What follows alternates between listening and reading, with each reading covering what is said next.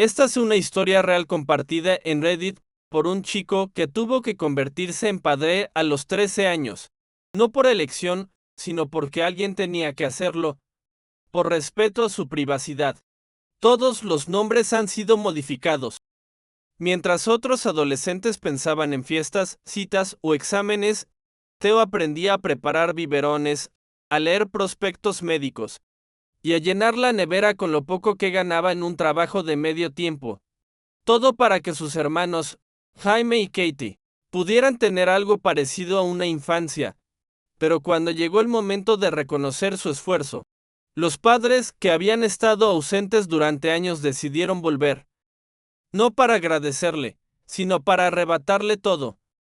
¿Puede alguien que renunció a su niñez defenderse de aquellos que lo convirtieron en adulto a la fuerza? ¿Puede el amor real sobrevivir al chantaje emocional, a las mentiras legales y a una comunidad que no siempre ve lo que pasa puertas adentro? El día que los servicios sociales tocaron a mi puerta, estaba ayudando a Katie a practicar una coreografía para su clase de danza. Era una de esas tardes tranquilas que se sienten casi falsas de lo perfectas. El sol entraba por la ventana del salón, y ella giraba sobre sí misma, con los brazos estirados, riéndose cada vez que tropezaba con la alfombra. En ese momento, por un rato, todo parecía estar bien, hasta que vi ese coche aparcar frente a la casa. Dos mujeres bajaron vestidas con trajes pastel, como si su ropa suave hiciera menos agresiva su presencia. No hubo saludos amables. No preguntaron si podían pasar. Solo mostraron unas placas de protección infantil y cruzaron el umbral como si yo no viviera allí. Una de ellas sacó el móvil y empezó a grabar el estado del piso. La otra hojeaba un archivo mientras sus ojos barrían la habitación. Me sentí paralizado. No por lo que hacían, sino por lo que dijeron. Fueron los padres biológicos quienes presentaron la denuncia. Están dispuestos a retomar la custodia de inmediato. En ese momento, me di cuenta de todo. Cada gráfico que tenía colgado en la cocina, cada dosis organizada con colores para que Jaime no se saltara su medicación del TDAH, las alarmas que había programado en mi teléfono, todo eso que había hecho para cuidarlos con amor y responsabilidad, ahora se usaba en mi contra. Me acusaban de haber invadido un rol que no era mío, de haber actuado como un padre, como si eso fuera un crimen. Pero para entender cómo se llegó a este punto, hay que retroceder un poco. La primera palabra que dijo Jaime no fue mamá ni papá, fue Teo, mi nombre, yo. Porque desde que él nació fui yo quien estuvo ahí. Cuando otros adolescentes hablaban de sus planes para el baile del instituto, yo me levantaba a las 5:30 para preparar los almuerzos escolares y revisar los deberes de ambos. A los 13 años, sin haberlo pedido, me convertí en la única figura constante en sus vidas. No porque quisiera ser el héroe de nadie, sino porque alguien tenía que estar ahí. Y ellos no estaban. Mi madre, Clara, se obsesionó con los clubs de vinos y las estafas piramidales justo cuando Jaime aún usaba pañales. Podía pasarse horas encerrada en su oficina, rodeada de velas aromáticas y revistas recortadas para hacer tableros de visión, todo mientras el bebé lloraba en su cuna. Mi padre, Ernesto, se escudaba en sus viajes de negocios, siempre acompañado por su secretaria, Rebeca. Que estuviera lejos, sinceramente, era mejor. Al menos así no estorbaba. A veces, cuando mis amigos me preguntaban por qué no podía salir o por qué llegaba con ojeras al instituto, me inventaba cualquier excusa. Pero la verdad era simple, me tocaba ser adulto antes de tiempo. Me tocaba hacer la compra, preparar cenas, ayudar con los deberes, calmar pesadillas, pagar facturas cuando mamá se fundía el dinero en aceites esenciales y productos milagrosos. A los 16, abrí una cuenta de ahorros con lo poco que ganaba en trabajos de medio tiempo. Fui guardando todo lo que pude porque ya sabía que tarde o temprano mamá volvería a reventar el presupuesto familiar en otra de sus aventuras empresariales. Y durante años funcionó. Yo me encargaba de todo. Ellos dormían la resaca. Yo cuidaba a mis hermanos. Ellos desaparecían. Yo estaba ahí, y con eso me bastaba. Hasta el día de la graduación de Jaime. Fue la primera vez en años que nuestros padres aparecieron juntos en un evento escolar. Mamá incluso se puso algo que no eran sus mallas viejas. Ernesto guardó el móvil durante 10 minutos. Se sentaron en primera fila como si lo merecieran, como si hubieran estado ahí. Subieron fotos a Facebook con frases como nuestro brillante hijo. Me hervía la sangre. Y entonces llegó el discurso. Todos pensaban que Jaime hablaría de sus logros, de sus planes futuros. Pero no, lo primero que dijo fue, este discurso no es sobre mí, es sobre la persona que me aseguró estar aquí hoy. Y me buscó, entre toda la gente, me miró directamente. Cuando tenía 6 años, me rompí el brazo cayendo de un columpio. Fue mi hermano Teo quien me llevó al hospital, corriendo, con solo 13 años. Y convenció a las enfermeras de que era lo bastante mayor como para firmar los papeles. Podías oír cómo se tragaban en seco todos en el auditorio. Yo también, me quedé congelado. Jaime siguió. La mayoría aprende a montar en bici con sus padres. Yo lo hice en un parking vacío, a las 6 de la mañana. Porque Teo trabajaba de noche y ese era el único momento libre que tenía para enseñarme. Mamá dejó caer su móvil al suelo. Papá tenía los dientes tan apretados que parecía a punto de romperse la mandíbula. Y entonces Jaime remató, así que, mamá, papá, gracias por darme el mejor modelo a seguir que podía haber pedido, levantó su certificado. Esto también es tuyo, Teo. De hecho, es más tuyo que mío.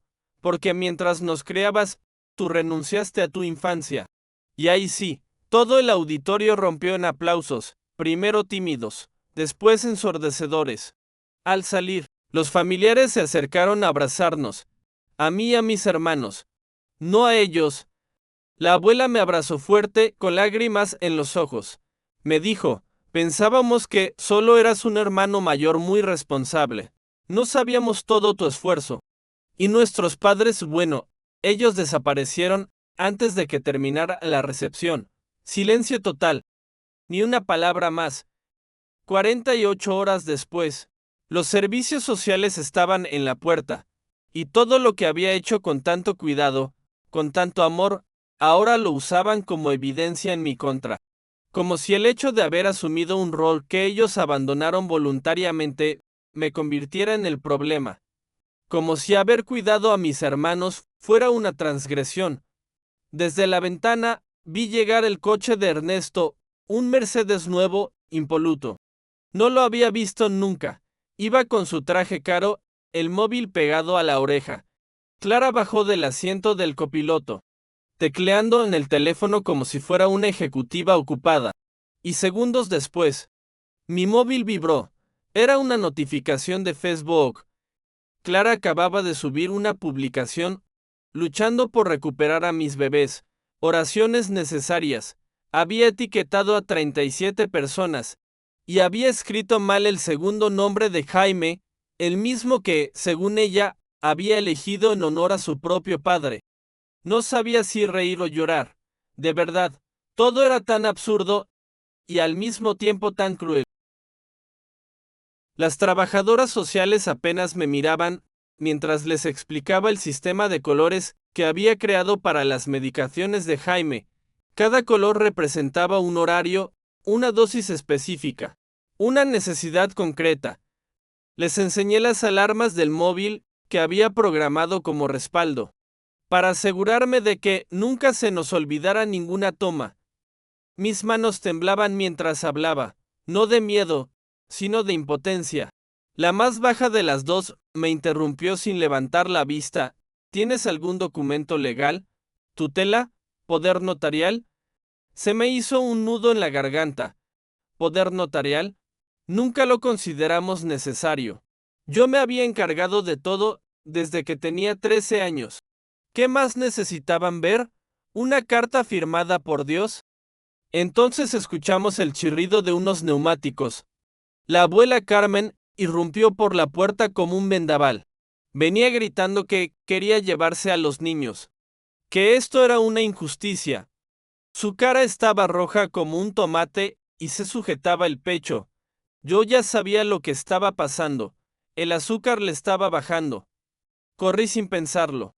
Busqué la insulina en su bolso, le serví un zumo de naranja, le di galletas.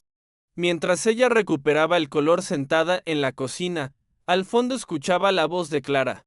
Con ese tono dulce y pegajoso que usaba cuando manipulaba. Le prometía a Katie un cachorro, si se iba con mami y papi. Le hablaba de una habitación rosa, de muñecas nuevas, de ropa de princesa. Y entonces escuché a Katie, bajito, con esa vocecita que parte el alma. ¿Y dónde va a dormir Theo? Silencio, uno corto, pero lo suficientemente largo como para doler. Y después, Clara siguió con su cuento, como si nada. Cuando volví al salón, ya no estaban ahí, se habían esparcido por el vecindario como una maldita infección. Ernesto le regalaba café a la señora Matilde en el jardín, poniendo cara de padre preocupado. Clara gesticulaba con dramatismo junto al buzón de los Johnson, inventando historias sobre un hijo mayor que había perdido la cabeza. Y mi móvil empezó a vibrar con crisis, una encima de otra. El colegio de Jaime pedía autorización para una excursión. El casero reclamaba el alquiler que llevaba 2 días de retraso. Las trabajadoras sociales querían mi historial laboral y los extractos bancarios. Todo en un lapso de 10 minutos. Tuve que priorizar. Pagué el alquiler desde el fondo de emergencia. Me dolió porque ese dinero era para comida, para gastos médicos, pero si perdíamos la casa, no tendríamos ni dónde dormir. Al confirmar el pago, Vicky lo procesaba. Cherry, la misma que vendía aceites esenciales con mi madre en su estafa piramidal. Todo parecía un mal chiste. Después pagué la consulta legal, 300 euros, que había apartado para los cursos de Jaime. Cada decisión era un sacrificio. Cada sacrificio, un punto menos en mi contra, por inestabilidad financiera. La tensión se desbordó cuando Katie llamó señor Taylor a su pelucha, y no papá. Ernesto se puso blanco, y luego rojo. Se llevó las manos a la sien como si le acabaran de partir el alma. Un ataque de pánico real. Clara le sacó una bolsa de papel del bolso como si lo hubiera ensayado. Las trabajadoras sociales tomaban notas como si estuvieran viendo un teatro. Más tarde, Jaime me llevó aparte. Tenía los ojos rojos, pero hablaba con firmeza. Me dijo que su padre le había pedido perdón por perderse sus partidos, que estaba intentando cambiar, que todos merecían una segunda oportunidad. Yo apreté la mandíbula tan fuerte que me sangró la encía. Pero no le dije nada. No iba a quitarle la esperanza a mi hermano, todavía no. Me pidieron los expedientes médicos de los niños. Fui directo al archivador. Ahí estaba todo. Saqué una carpeta con años de informes, recetas, vacunas, notas de doctores. En medio encontré un informe de urgencias del cumpleaños número 3 de Katie. Había firmado yo, con 15 años. Fue la noche en que se cayó de la bici y se abrió la frente. Clara estaba dormida en el sofá con una bata manchada de vino. Ernesto en San Francisco. Yo la llevé corriendo al hospital, le canté su canción favorita mientras le ponían los puntos. Nunca se me olvidó esa noche. Ahora era evidencia. Cuando por fin se fueron, Katie no podía dormir. Su mantita estaba en casa de nuestros padres. Esperé a que anocheciera. Salté la valla como cuando era niño. Pero esta vez me tropecé con la tecnología. Una luz azul se encendió, sensor de movimiento, cámara de vigilancia, todo grabado. Y al día siguiente, más problemas. El colegio de Jaime no podía liberar sus calificaciones sin autorización de Clara. Intenté llamarla, le supliqué, sonrió. Me dijo que claro que ayudaría. Cuando dejara de luchar, cuando admitiera que me había pasado. Por la tarde, la tía Elena llegó con café y cara de mártir. Se sentó justo donde yo le enseñé las tablas de multiplicar a Jaime. Me dijo que siempre había sido así, que no sabía pedir ayuda, que cuando murió el abuelo, también quise hacerlo todo solo. Tenía 8 años. Mis padres estaban en Las Vegas. Yo les hice sándwiches, inventé cuentos hasta que la abuela llegó desde Sacramento. Pero ahora, esa historia se usaba para llamarme controlador. Mientras tanto, la campaña de Clara en redes sociales iba viento en popa. Fotos de familia unida, pies de foto como sanando juntos. Cuando intenté responder con los hechos, reportaron mi comentario. Me suspendieron la cuenta. Cada mensaje que yo enviaba preocupado por los niños, ahora era usado como evidencia de acoso. Ernesto aún controlaba el seguro médico. Cuando Jaime necesitó renovar su medicación, fue rechazada. Ernesto puso sus condiciones, que reconociera que me había excedido. Entonces, y solo entonces, firmaría. Me pasé 6 horas en la farmacia intentando que hicieran una excepción. Acabé dormido en la sala de espera. Me miraban como si yo fuera el adicto. Sara, mi mejor amiga de toda la vida, me citó a tomar café. Ella había estado ahí siempre, pero esa tarde. Sus manos temblaban. Su marido estaba preocupado. Si yo continuaba con esto, no podrían confiarme a sus hijos. Era demasiado arriesgado. Sara lloró. Yo también, pero lo dijo. Los rumores crecían, las miradas al cruzar la calle, las conversaciones que se cortaban al pasar. Alguien publicó en el grupo del barrio. ¿Alguien más preocupado por Teo? Casi 90 comentarios. Opiniones sobre mi salud mental. Clara subió fotos en la feria de ciencias con Jaime, como si hubiera estado ahí. Pero esas fotos eran del año anterior. Ese día, ella estaba en Las Vegas. Yo fui el que estuvo en la feria. Yo, solo, frente a sillas vacías. Intenté defenderme. Mostré pruebas, fechas, mensajes. Pero el daño ya estaba hecho. Incluso cuando ganaba, se sentía como perder. El día siguiente de recogida escolar fue una tortura silenciosa. Me quedé dentro del coche, aparcado al otro lado de la calle, mirando el reloj mientras las agujas se arrastraban más allá de las 3:15. Según las normas del colegio, los niños solo podían irse con tutores autorizados. A las 3:39 apareció Clara. Caminaba como si nada, saludando a los demás padres con esa sonrisa ensayada, como si no acabara de dejar a Katie sola y ansiosa durante casi media hora. Jaime salió con la mochila a medio cerrar, justo cuando su profesora se acercó a mí. Siempre había sido una aliada. Alguien que conocía los años que llevaba siendo el único adulto presente en sus vidas.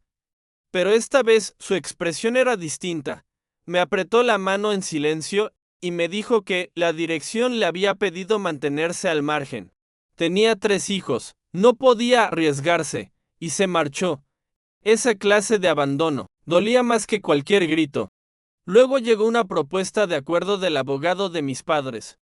Me ofrecían visitas supervisadas con mis hermanos a cambio de que retirara todas las acusaciones de negligencia y publicara una disculpa pública, reconociendo que había malinterpretado un estilo de crianza distinto. Hasta me mandaron un texto ya escrito. Lo rompí. Luego lo volví a pegar con cinta. No sé por qué. Supongo que quería recordar hasta dónde estaban dispuestos a llegar para manipular la narrativa. Revisando las imágenes de seguridad de la farmacia, al principio me equivoqué de local, pero cuando por fin encontré el video correcto, fue peor.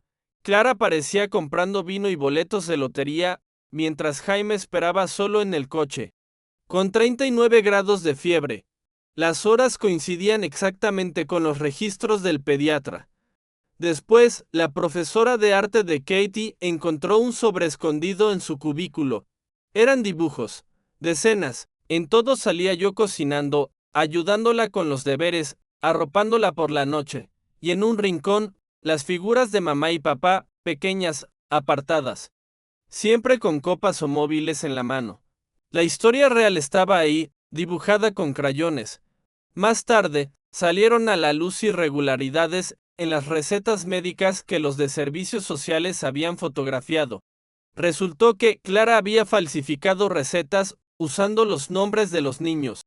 Eso que me llamaban control obsesivo era, en realidad, lo único que evitaba que mi madre recayera en su adicción. Mi abuela Carmen, a sus ojos, también tuvo que elegir, perder a su hija o perder a sus nietos. Eligió a Clara, al menos en público. Pero antes de que me fuera, me metió una llave en el bolsillo. Era del archivador que tenía en su casa. Dentro encontré cartas de familiares, correos de la tía Elena hablando del alcoholismo de Clara, y postales navideñas del abuelo con notas escritas a mano. Esos niños te necesitan. No esperes demasiado. Empecé a jugar su juego.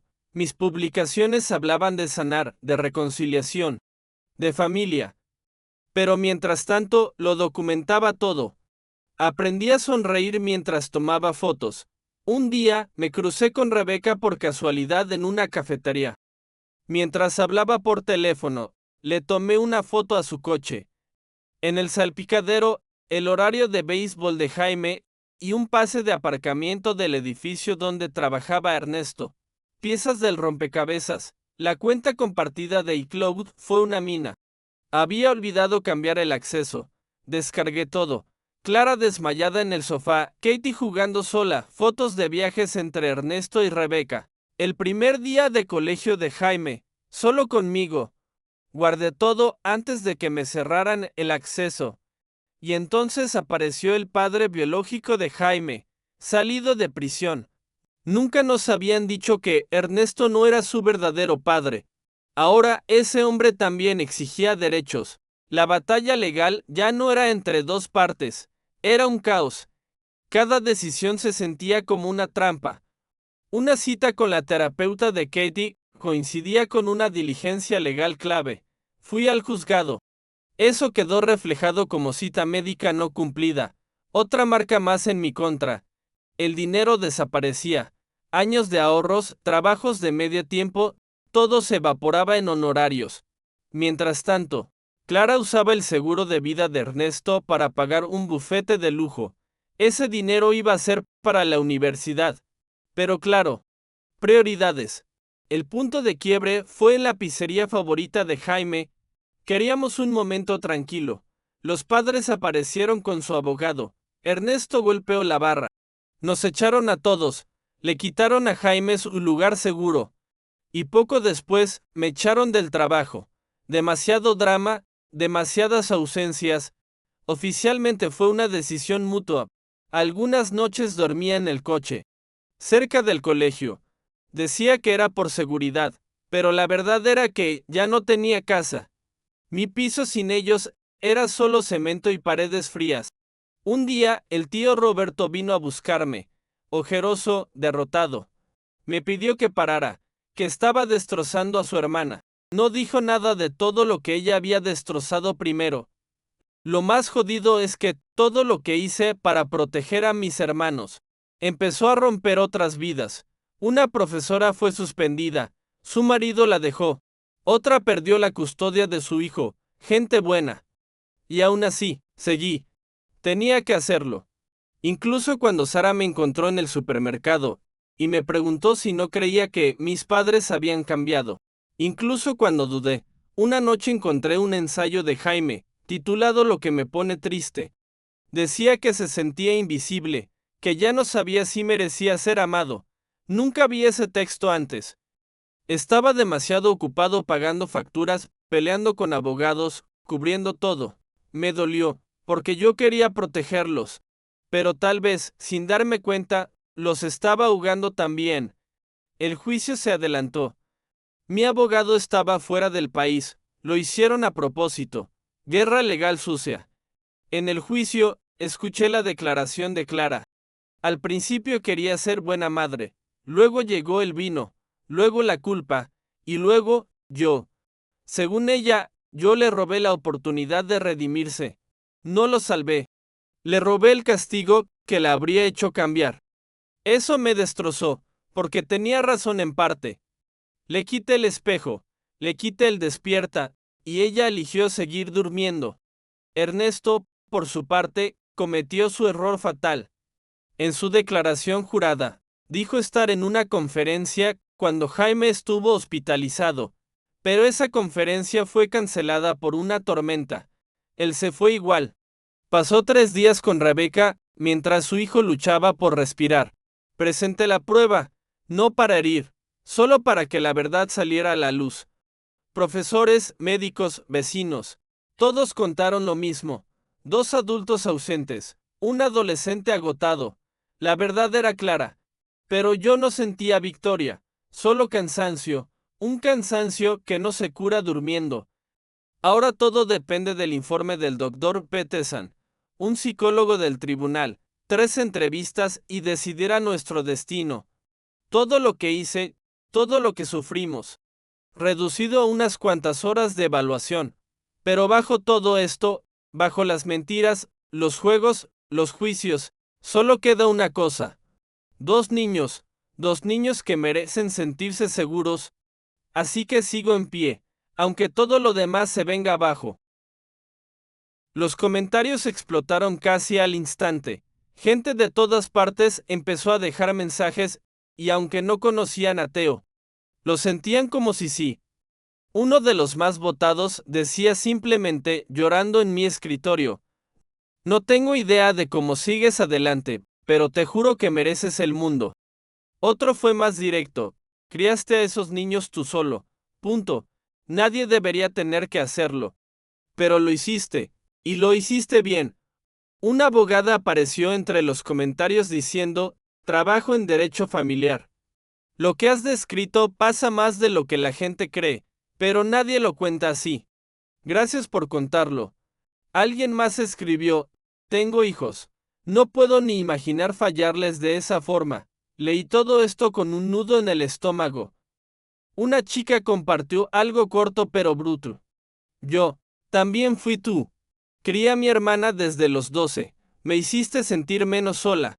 Y en medio del apoyo también apareció la rabia. ¿Cómo es posible que el sistema dude? ¿Qué más necesitan? ¿Un video con subtítulos y efectos? Otro simplemente escribió: tus padres no merecen ni que los llames padres. Algunos se engancharon de otra forma: esto tiene que ser una serie, pero narrada por ti, porque nadie más puede contar lo que viviste sin suavizarlo. Uno de los comentarios que más se compartió decía: lo más injusto de todo es que, como hiciste todo bien, parecías estar bien, y eso fue lo que usaron en tu contra. El sistema castiga a los que aguantan demasiado. Y hubo preguntas que dolieron más de lo que uno esperaría. ¿Cuándo fue la última vez que alguien te cuidó a ti? Otro comentó: ¿cómo se sigue después de algo así? De verdad quiero saber, porque esto me dejó roto. Al final, el hilo se volvió algo más que un post. Las respuestas siguieron creciendo como una avalancha. Era gente contando sus propias historias, reconociendo pedazos de sí mismos en lo que Teo escribió. Mi hermana tiene la custodia de sus nietos porque sus padres también desaparecieron del mapa. No es lo ideal, pero a veces los adultos simplemente no están. Gracias por mostrarlo con tanta verdad. Otro fue más crudo: no soy de llorar, pero esto me dejó en pausa. ¿Quién cuida al que cuida? Un mensaje se volvió viral por lo dolorosamente preciso. Si fueras una estadística más trágica, quizá el sistema habría reaccionado antes. Pero como los mantuviste vivos y estables, te vieron como problema, no como solución. Y luego, los comentarios que dividieron a la gente. No estoy de acuerdo con que un hermano mayor tenga tanto poder, aunque tus padres fueran un desastre. Esto también es una forma de trauma. A lo que alguien respondió: ¿trauma? ¿Cuál sería la alternativa? ¿Dejar que los niños se hundieran? Él no eligió esto, lo hizo porque nadie más lo hizo. Una mujer escribió: mi hijo tiene TDAH y leer esto me revolvió todo. No sé cómo habría reaccionado si alguien me lo hubiera arrancado por una decisión burocrática. Otra persona preguntó: ¿dónde estaba la escuela? ¿Dónde estaban los vecinos antes? ¿Solo actúan cuando hay drama legal? Patético. Una frase sencilla resonó fuerte: el sistema no está roto. Está funcionando justo como lo diseñaron, para fallarte si no encajas en la foto perfecta. Hubo hasta quien sugirió: esto debería llegar a un juez real, o mínimo, a Netflix, pero no dramatizado. Tal cual como está contado. También entre todo el ruido, Surgieron confesiones silenciosas. Nunca hablé de esto, pero yo también crié a mi hermano. Hoy tiene 30 y aún me llama cuando se siente solo. Gracias por contar lo que yo no supe cómo decir. Otro simplemente escribió: yo necesitaba este post, no para juzgar, sino para recordar que no soy la única persona que creció mientras criaba. Uno que recibió cientos de votos decía: lo más jodido es que, si no hubieras hecho nada, los niños habrían acabado en casas de acogida. Pero como hiciste todo, ahora cuestionan si tenías derecho. Qué ironía tan cruel. Y alguien lanzó la pregunta que hizo temblar a muchos. ¿Y si Teo no hubiera estado? ¿Dónde estarían esos niños ahora? Si llegaste hasta aquí, gracias, de verdad. No todo el mundo se queda hasta el final de historias como esta. Y si lo hiciste, probablemente es porque algo dentro de ti conectó, ya sea por experiencia propia, por empatía o por pura humanidad. Este canal existe para contar historias que a veces nadie quiere escuchar. Y si algo de lo que escuchaste hoy te removió, te hizo pensar o simplemente te dejó con preguntas, cuéntalo en los comentarios. ¿Qué opinas? ¿Quién tenía razón? ¿Qué habrías hecho tú en el lugar de Teo? ¿Crees que el sistema realmente está protegiendo a quien debe proteger? Si puedes, deja un like. Ayuda muchísimo a que más gente descubra el canal. Y si no quieres perderte lo que viene, suscríbete y activa la campanita. Hay muchas más historias como esta, esperando ser contadas.